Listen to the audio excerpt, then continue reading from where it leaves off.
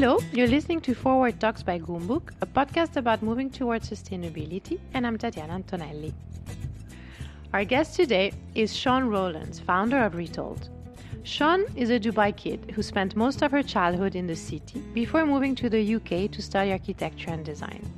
She returned to Dubai to continue her career and found herself in a difficult situation, but Sian was able to convert this into an opportunity for herself personally, but also it became the foundation for her business. 2011, I was kind of enjoying a very successful career in interior design, sort of designing for hotels, bars and restaurants. Had a bit of a shopping problem and realised I was broke one day, so I needed to rent out my spare room in my apartment.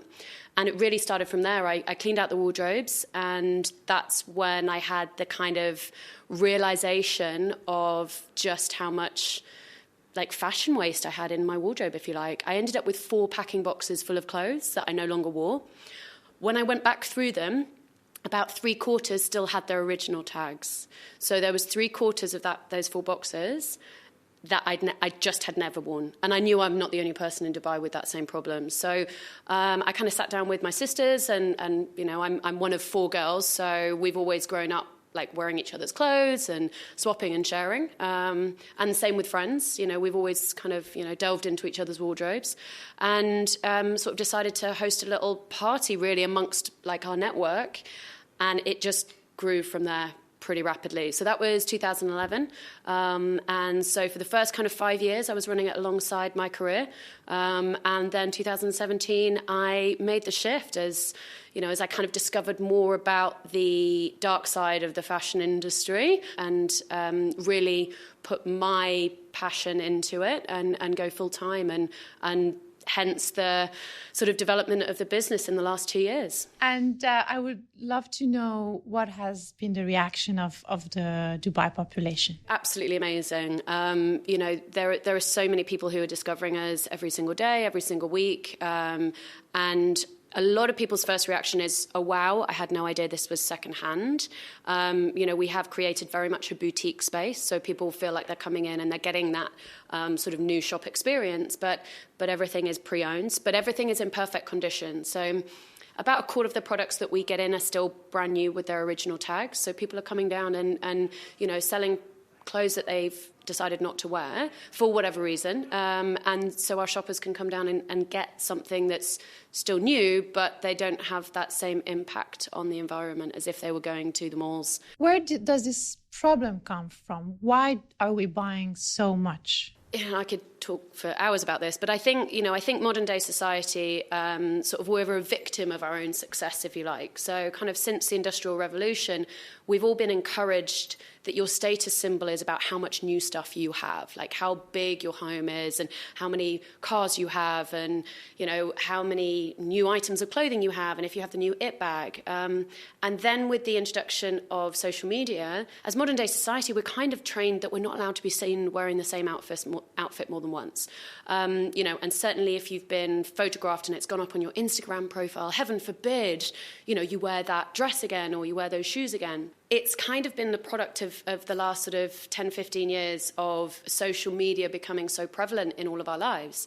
And fast fashion has kept up pace with that. Gone are the days where we have two clothing seasons, which is spring, summer, or autumn, winter.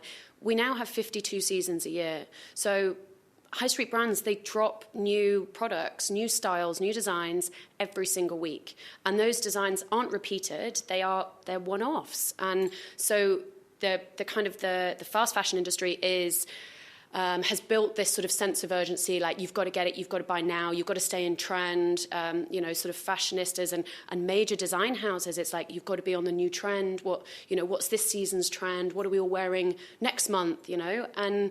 And we just all become victims of that.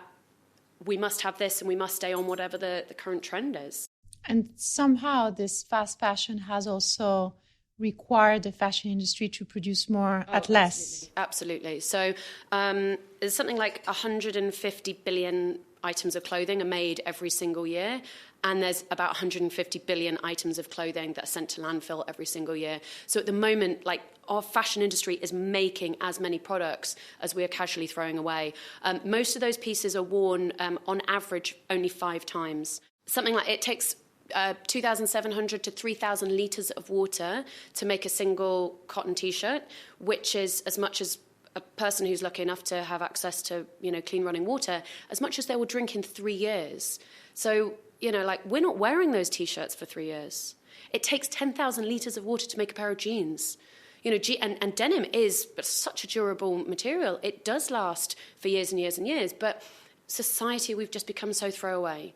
And the prices of fast fashion pieces aren't allowing consumers to have that emotional connection with them because there's no financial connection. We don't value them. What we have. Exactly. So the whole sort of fashion industry has devalued quality so at the moment it's consumers believe it's quantity over quality, and that's the wrong mindset.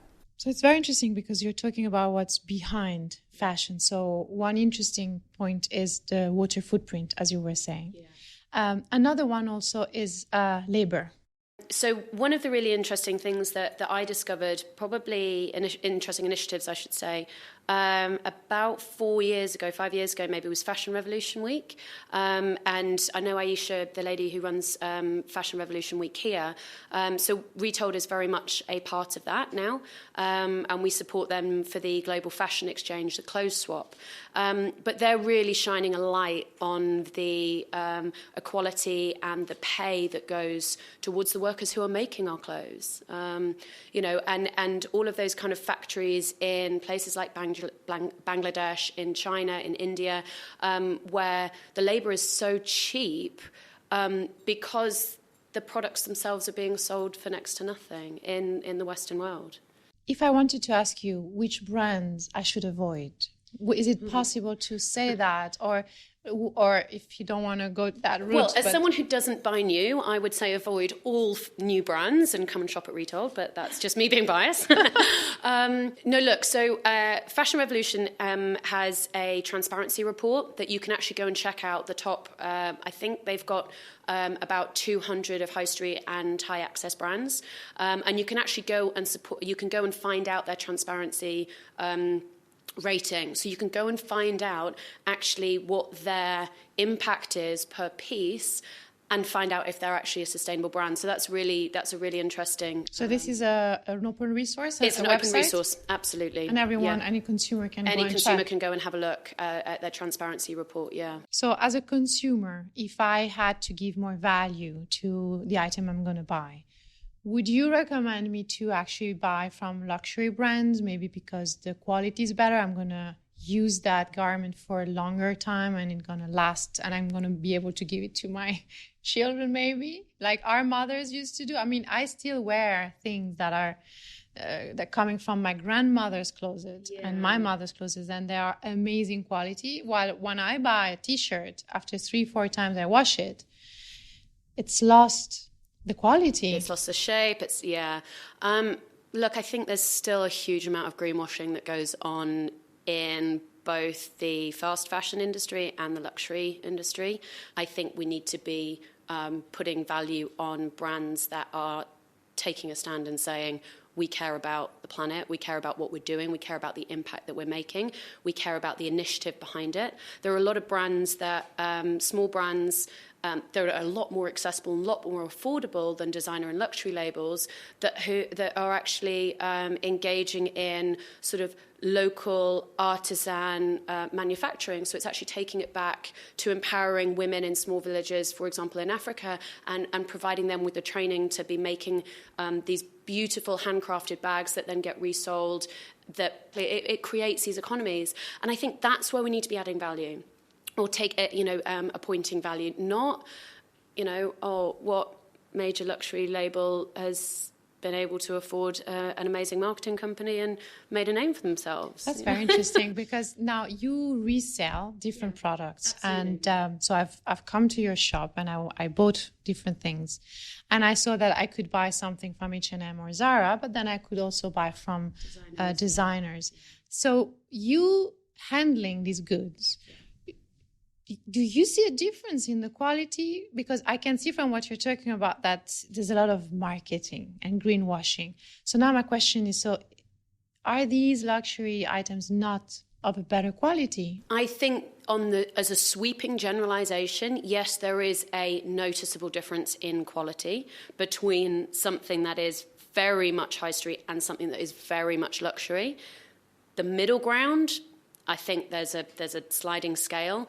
I think a lot depends on the fabric, depends on ultimately where it's made, and ultimately which brands have made it. There are brands out there who are still charging a lot of money for quality of product that is not actually any different from the cheap high street stuff. We do notice when lovely, like a gorgeous silk dress comes in, and you notice the difference with those as opposed to a polyester dress. Of course you do.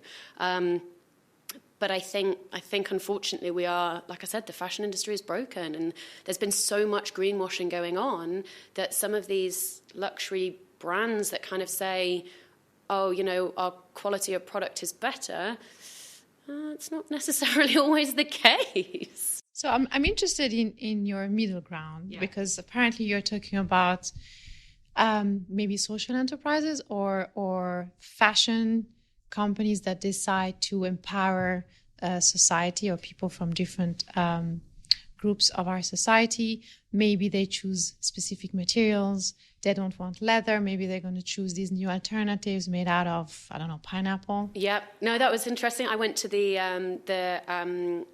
fashion exhibition at the V&A Museum 2 summers ago, and that was really interesting because that was called The Nature of Fashion, and that was about how the fashion industry has used nature throughout the entire history, and it was really fascinating.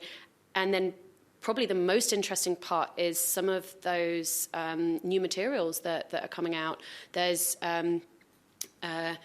mushroom roots that is woven and can be applied to make, it's a stiff material, so be great for accessories.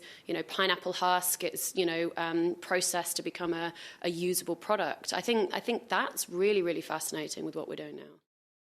So all the clothing that you've been collecting, how does that work? As a consumer, and I open my cupboard and I see all these clothes I can't wear anymore. How do I get in touch with you, and how can I sell my items with you?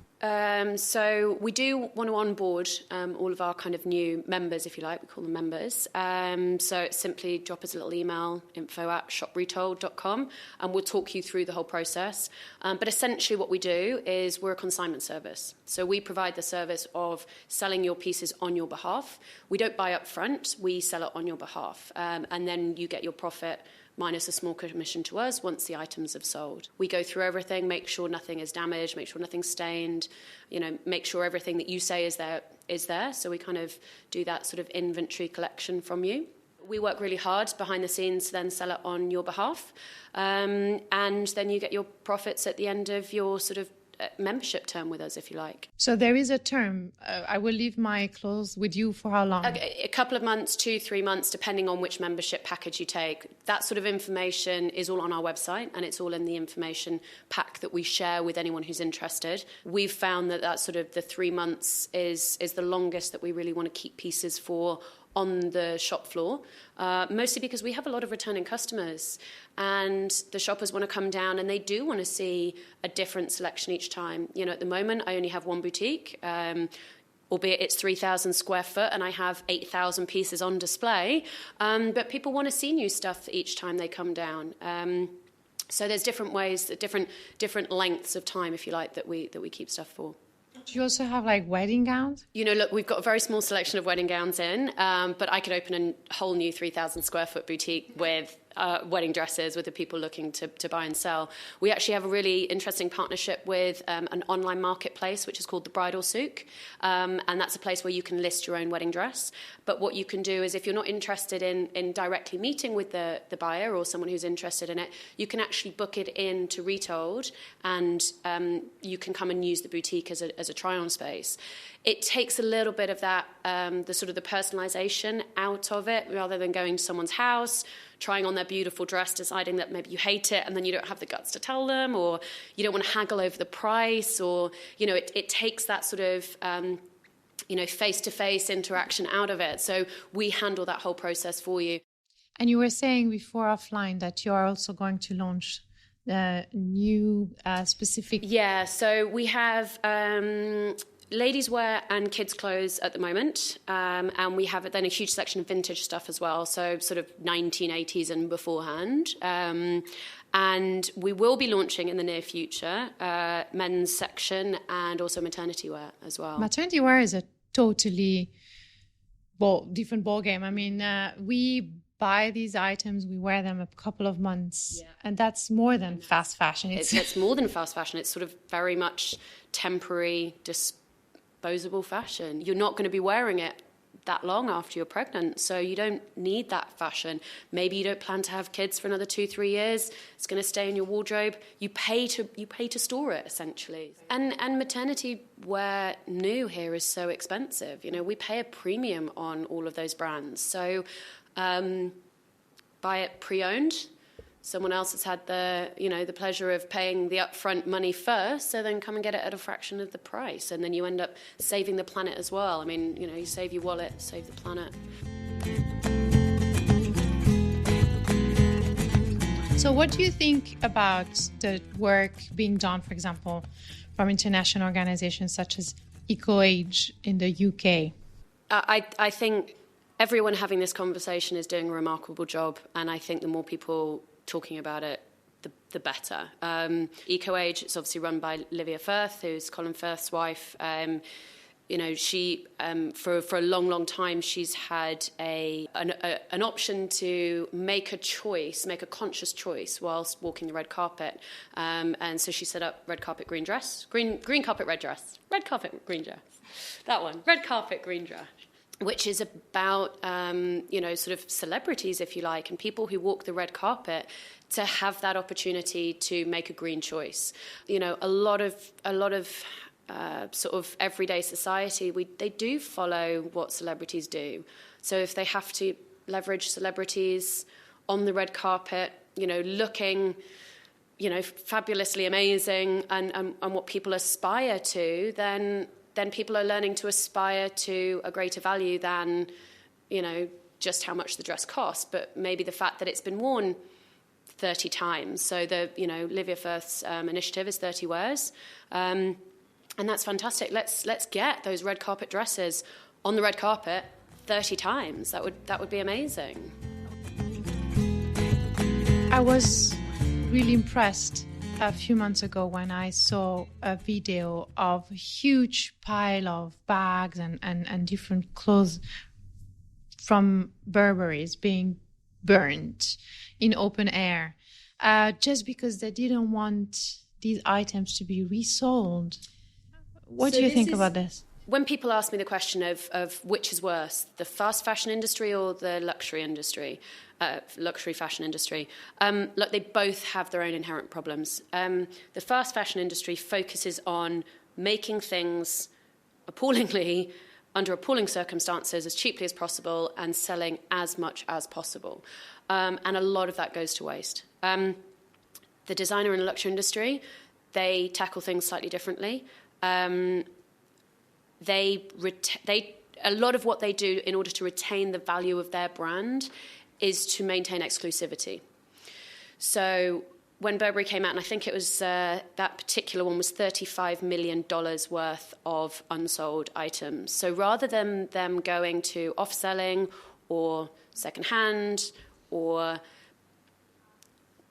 taking the labels off and rebranding them as something else and still being able to kind of maintain some form of value in them, they burnt them, which is just horrendous.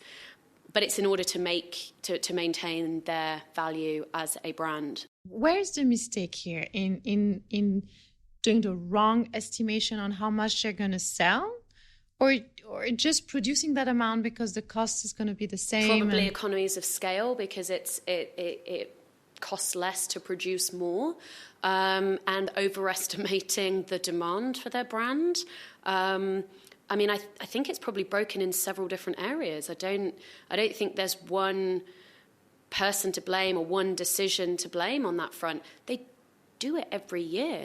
And it's not just, it's so unethical, and it's not just Burberry. This is the whole point. The whole industry is broken. There is no connection, there's no closed loop in the supply chain. They produce too much cotton goes to the factories, too much cotton ends up on the cutting room floors, all of that goes to waste, all of that goes to landfill, and that's before the products are even made. And then products are made and there's too much of it, and then it goes to retailers and no one wants it, and then it goes where? It goes back into landfill. There is too much supply for the demand. 150 billion of items are made every single year, and 150 billion go to landfill. That is enough to clothe everyone on the planet with 6 new items of clothing.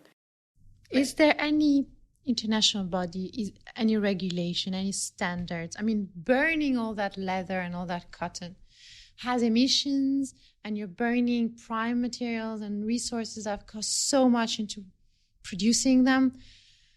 Where is the policy? Where are the standards? Where are they held accountable? They're not. It's now getting to the point where they're held accountable by consumers because someone found out about it and someone shined a light on it, and we've all gone, this is horrific, we need to stop doing this. They will probably think twice about doing it again to that extent. They will probably try and hide it a little bit more the next time they do it. Maybe they'll produce slightly less next year. All of those small steps, great. Is it enough? No, of course it's not. There needs to be more accountability in the fashion industry. There needs to be better policies. There needs to be better regulations. Government needs to step up and take control of the situation. So in 2015, it was 1.2 billion tons of carbon emissions produced by global fashion industry. So we always talk about transportation, energy sectors, but this sector is completely not looked. But that even encompasses the agriculture. If you think about the amount of land that is dedicated to growing cotton, so that's taken away from the food industry, it's taken away from rainforests, which provide us with air to breathe. I mean, what are we doing? Why are we producing all of these clothes to look good when we're killing our planet? Doesn't make sense. There are very good statistics, I think, which are important for people to know visually. One of them is 1 garbage truck of clothes are burned or go to landfill every second worldwide. There's enough clothes to fill 1.5 Empire State buildings every day. If you could do one thing to, and have Harry Potter magic wand, what would you do? That's a really hard question because limiting it to just one thing, I don't think there's one thing that is going to change. Or one that would trickle everything else. If I were to turn around and say tomorrow every single fashion factory has to close down and we're not allowed to make anything tomorrow, that would have some positive effects in the sense of all of those clothes that would have been made and no longer made, but it would have some really negative effects. The economy, those workers who no longer have jobs, who can no longer support their families. It has a huge knock-on effect. So I'm not sure that any one thing is going to change the world. We need to all come together and do it collaboratively. That is how change happens, is collaborations. That's all we have for you on this episode of Forward Talks. You can check out Retold's entire collection at shopretold.com. There is also a link in our show notes. If you're enjoying our episodes, we'd love to hear from you. You can leave a review or reach out to us on LinkedIn and on Instagram. You can find more information on our website, goumbook.com, where you can also listen to all our previous episodes.